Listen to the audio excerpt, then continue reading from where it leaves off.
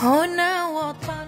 جدد رئيس الولايات المتحدة الأمريكية دونالد ترامب في برقية إلى صاحب الجلالة الملك محمد السادس بمناسبة عيد العرش التأكيد على اعتراف الولايات المتحدة الأمريكية بالسيادة المغربية على الصحراء ودعمها للمقترح المغربي للحكم الذاتي باعتباره الأساس الوحيد من أجل تسوية عادلة ودائمة لهذا النزاع.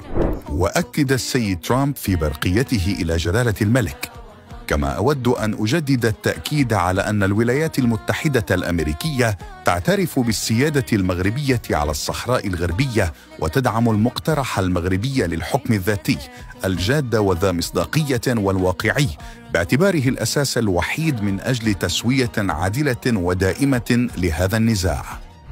وبعدما عبر عن تهانيه باسم الولايات المتحدة الأمريكية إلى جلالة الملك والشعب المغربي، أكد السيد ترامب أن الولايات المتحدة الأمريكية لأهمية كبيرة للشراكة القوية والدائمة التي تربطنا بالمغرب، ومعا نعمل على المضي قدما بأولوياتنا المشتركة من أجل السلام والأمن في المنطقة، لا سيما بالاعتماد على اتفاقات أبراهام ومكافحة الإرهاب وتوسيع نطاق التعاون التجاري بما يعود بالنفع على الأمريكيين والمغاربة على حد سواء.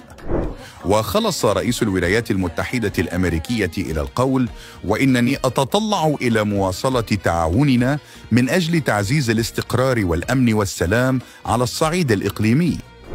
صفعة قوية أخرى لكل من البوليساريو الانفصالية الإرهابية وحاضنتها الجزائر، وتفتح الباب أمام مزيد من الاعترافات الدولية بشرعية المبادرة المغربية. إنها لحظة لتجديد الفخر والانتماء، ولتأكيد أن المغرب يمضي بثبات نحو ترسيخ حقوقه المشروعة ومكانته الاستراتيجية. ويحفظوا لنا وينصروا على من عادانا.